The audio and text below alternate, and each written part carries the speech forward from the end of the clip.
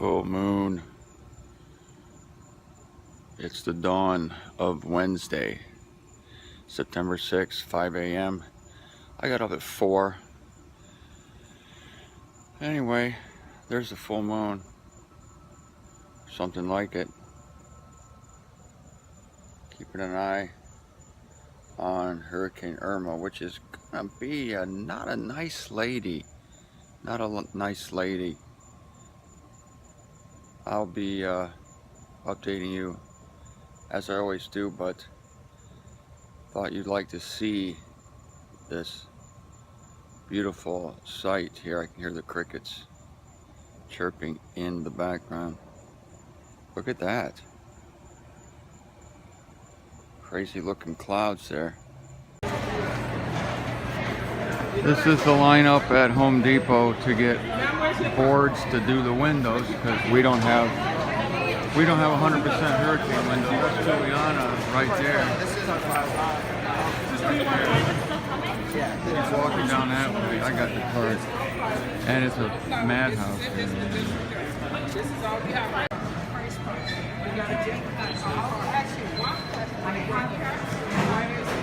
He has it right there. Sir? Yes. Are you with her? Hey everybody, this is my third Irma report. It's 8:45 Thursday morning. It's just so weird. It's so deceptive. I mean, how nice and calm and beautiful it is with a slight breeze. Nice and calm and beautiful with a slight breeze. Today is the most seriously I've thought about getting out, but I think the window's closed. I think yesterday was the best time to leave. If I left, I would probably go to South Georgia to a friend there, but there's a problem. Two problems actually. Gas. People can't get gasoline. Simple. They can't get gas, and traffic. And so I think the window has closed. Does that distress me? Yeah, it does. I just talked to Juliana about 5 minutes ago, and she says, she's the one that told me, she's had a history down here. She was here during Hurricane Andrew, and she says that you just can't get out. They had to pull strings with a relative of hers who was a policeman. They had to pull strings to get gasoline. And you have to leave the state at this point because the whole state's in trouble. If the thing turns wrong, if Hurricane Irma turns up the state, then we just have to hang on for dear life. And I will hang on for dear life. I mean, I talk about wanting to leave this eon. I talk about, wanting God to take me away, but when it comes right down to it, if I have to fight for my life, I will. I will protect people here. I can swim if it comes to that. I'm a strong swimmer. I can hang on to stuff, so don't worry too much about me. Worry about everybody else. Well, you can worry about me. Oh, and so many people have, and I appreciate this. Look, there have been at least 10 of you who have written me, offering me your homes.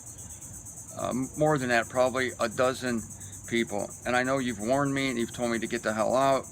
You've even offered homes to my family. You told me to bring Juliana up. I can't tell you how much that means to me and to her.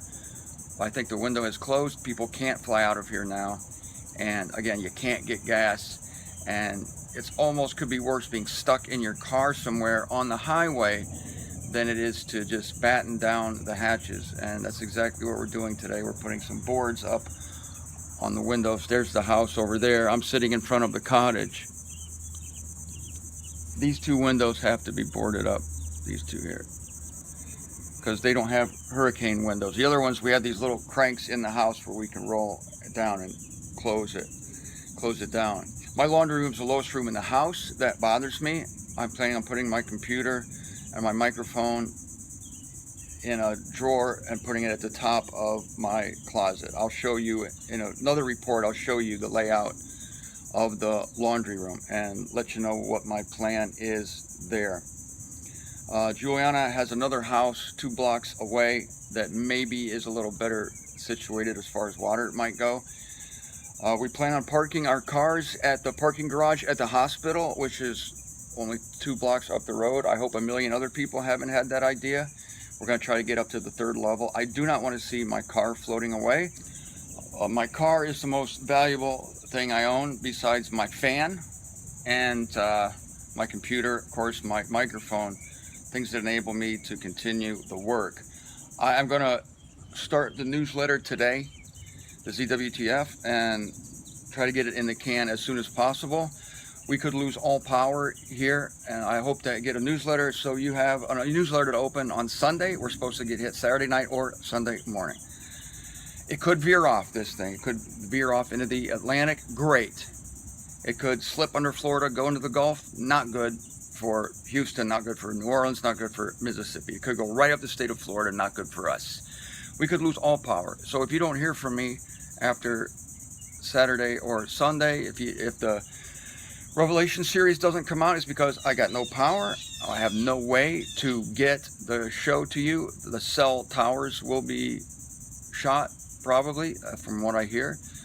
Can't count on cell phone operation. I do have a supplemental charger that I can hook up my phone to that'll buy me another 4 hours, but if it goes dark from here, that's why. It doesn't mean I'm dead. It just means we have no power, and we might not have power for weeks, potentially. I can't imagine that. I've never experienced that before, being a child of electricity myself. So I'll talk to you later. Since it looks like I'm going to be here, I will definitely do what I can to film this badass. If I'm going to be here anyway, I might as well.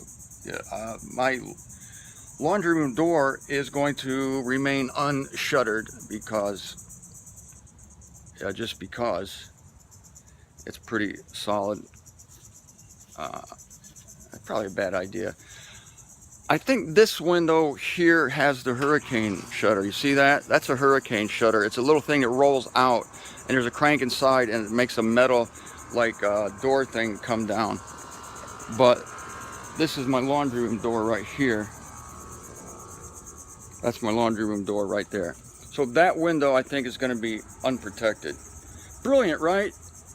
So I'll be able to stick the camera out here and show you what's happening over here during what could be a Category 5 hurricane. Hopefully it loses power, but it might not.